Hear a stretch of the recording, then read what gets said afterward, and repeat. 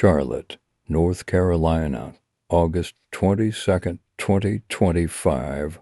A quiet evening on the city's light rail train turned into a scene of horror. Passengers scrambled for safety as screams echoed through the cars. By the time police arrived, 35-year-old Iryna Zarutska, a Ukrainian refugee, lay fatally stabbed. The suspect, a man with a long history of arrests, mental health struggles, and multiple chances at rehabilitation that never materialized. This is the tragic story of how a woman fleeing war found safety in America only to lose her life on public transit. Iryna Zarutska's life had already been marked by hardship before she arrived in the United States. Originally from Ukraine, she fled her home country after Russia's full-scale invasion. Like many refugees, she carried little more than hope and determination. Charlotte became her new home, a city where she believed she could rebuild her life. Friends described her as kind, hardworking, and deeply resilient. She had found work, was learning English, and often spoke of how grateful she was to have escaped the constant fear of bombings back home.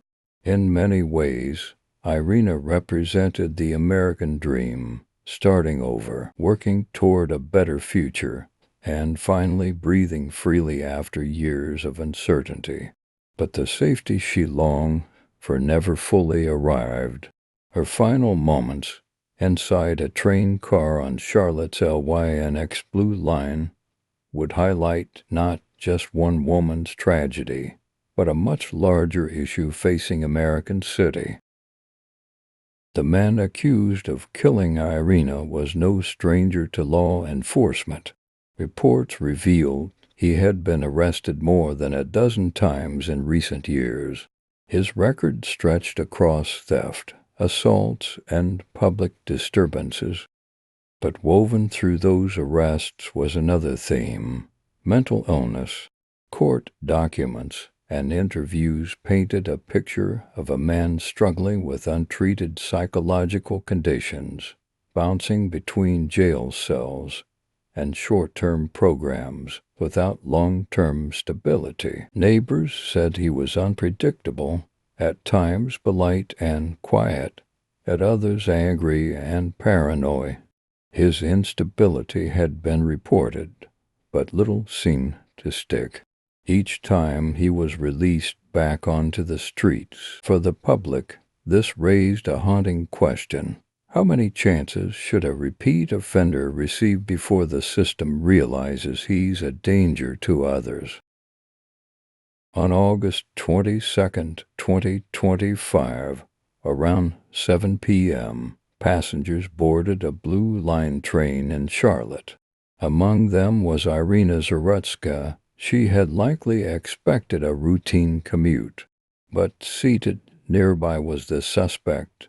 Witnesses later said he appeared agitated, muttering, pacing, and glaring at other riders. Then, without warning, he pulled out a knife. Chaos erupted. Passengers screamed as the man lunged toward Iryna, stabbing her multiple times. Some tried to intervene. Others fled toward the exits, pulling the emergency stop cord. By the time police and medics arrived, Iryna was gravely wounded. Despite emergency efforts, she died on the scene. The attacker was quickly subdued by officers and taken into custody.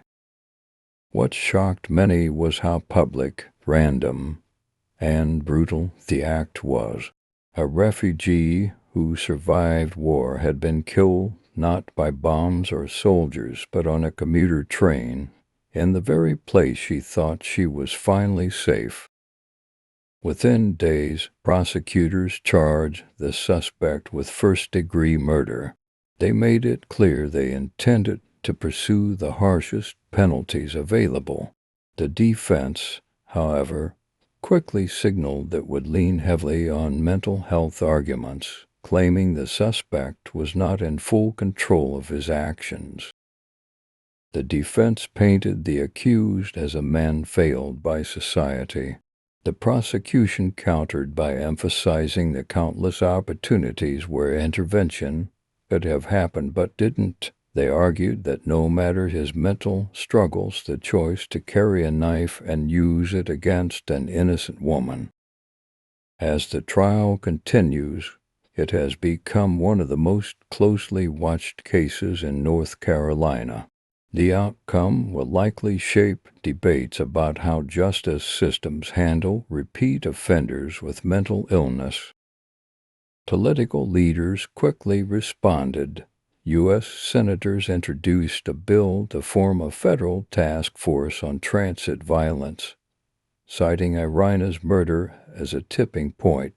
Advocates for mental health reform call for more funding, arguing that tragedies like this are preventable. Iryna Zarutska's life ended in a way she never could have imagined.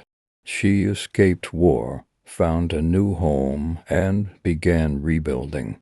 But on a train in Charlotte, her future was stolen.